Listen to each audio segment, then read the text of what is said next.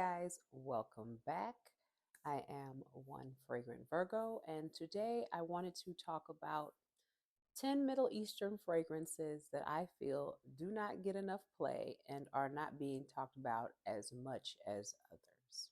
First, we're going to start with the Chant. I know you guys are sick and tired of hearing me talk about this fragrance, but it's on the list because it's not talked about. I'm sorry, y'all. This is just so good to me.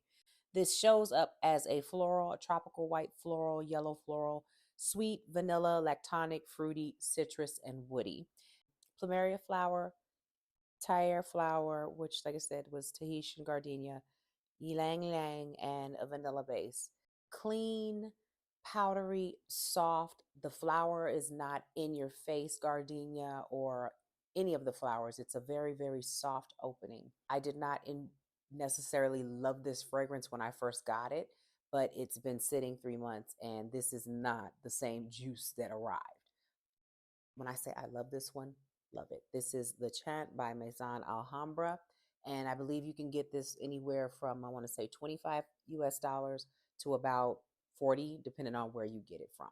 So the next fragrance that I want to talk about is the Bade Al Oud Honor and Glory.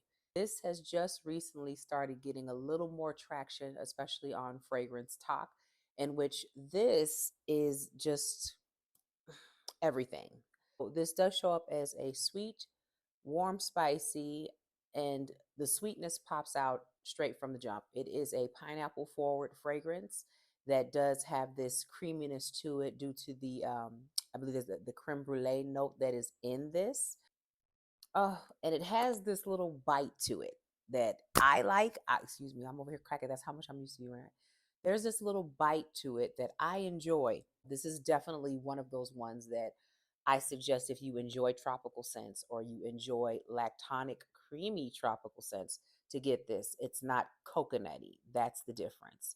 So, Bade Al Oud, Honor and Glory by Lattafa. Next up is Emir's Arcana. They have the top note of passion fruit, peach, pear, raspberry, cassis, sand. Middle note is lily of the valley, and the base is musk, sandalwood, vanilla, patchouli, and heliotrope.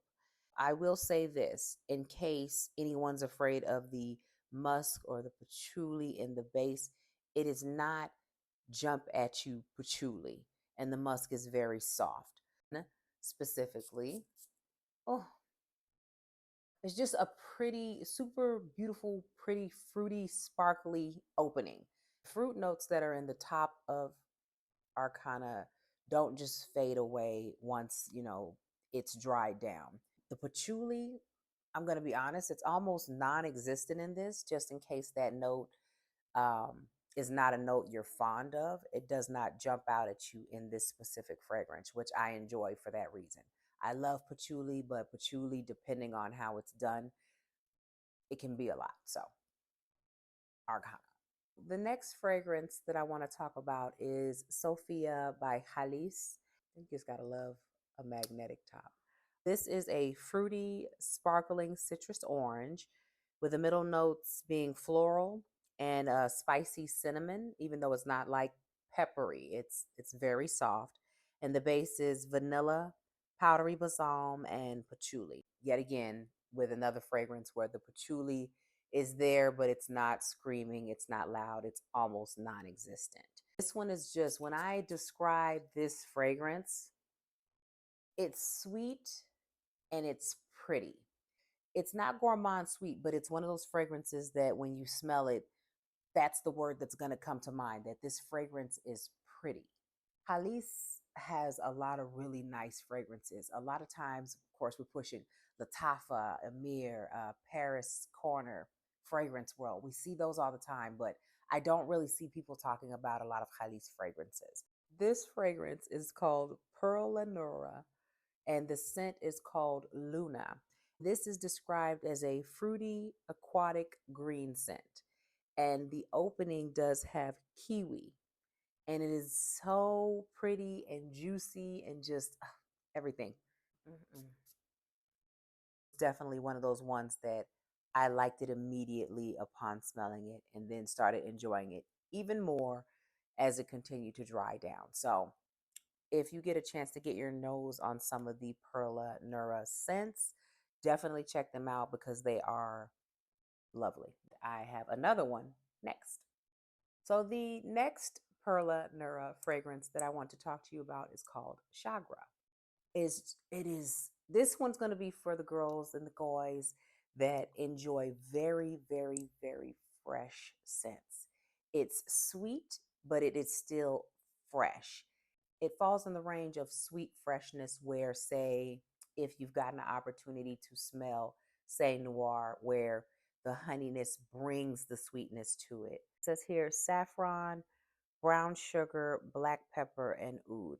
And again, it is not an oud that is very aggressive, like black pepper as well. I don't really smell black pepper in this, but if they say it's present, they're the ones who formulated it. But it's such a clean scent. It's almost like your shower bottled up with sweetness. So if you enjoy that type of scent, you would enjoy Shagra. So now we're going to start moving into some heavy hitters that are beast mode and they perform. Just in case you're concerned, some of these can fall into the unisex category that are going to lean a little more masculine but are still sweet. So if that's your type of hype, then you're going to probably enjoy these scents as well. So this is, I was about to say, Wiz Khalifa. Somebody take my phone. Oh, this is Oud Khalifa by Khalis. And again, as I told you guys earlier, there are quite a few Khalis perfumes that I own that are just super good. They are a touch pricier than Lattafa perfumes, but worth every dime. So the top note is mandarin and bergamot. Heart notes is jasmine, rose, and peach. And the base notes are vanilla, sandalwood, and sugar. Signature soft oud perfume, because even with this, the oud is not. So if you were not used to oud, this is not that jump at you oud at all. This is super soft, super feminine, and super pretty. I will say with this one, it does project. So you don't necessarily have to overspray with this, but you can if you really wanted to go out there. But it does well on its own without overspraying. Y'all got to get your hands on some of this stuff. So good. Next, I want to talk about Nasheet by Lattafa. Let me make sure you guys know this bottle is super heavy and the cap is super heavy. I'm talking, you can hurt somebody if you threw this cap at somebody heavy. It is heavy. But from what I read, this is supposed to be a dupe of Nishani's Ani. And so this basically has a kind of like a nutty opening when you first apply it. And I want to say that lasts for about 10 minutes or so before it dries down into this really dense, thick vanilla. This one I feel is unisex, but if I were to say it's probably 60% masculine leaning because of how it opens. But once you get past that opening, it turns into, like I said, this very thick, rich vanilla. I'm going to pull up the notes on this. So they have this listed as a woody, amber, fresh, spicy, powdery, warm, spicy, musky. The top notes being as guaiac wood, middle note of nutmeg, and then the base notes of frankincense, cashmeran, and vanilla, excuse me, and sandalwood. I believe it's the cashmeran and sandalwood that give it that creaminess, and whatever it's like, I think it's like a blonde frankincense or something like that, that's making this smell like vanilla. It is beast mode. You definitely would not need to overspray this one. Honey, I almost did that and almost choked myself out. So do not do that with this one. But yes, it's really nice. I can see, and I know as these again sit, they get better. Now with this, I know if you can get past that opening, because I know that opening could be a turnoff for some people, but I promise you, once you get past that first 5-10 minutes, it dries down into this beautiful vanilla.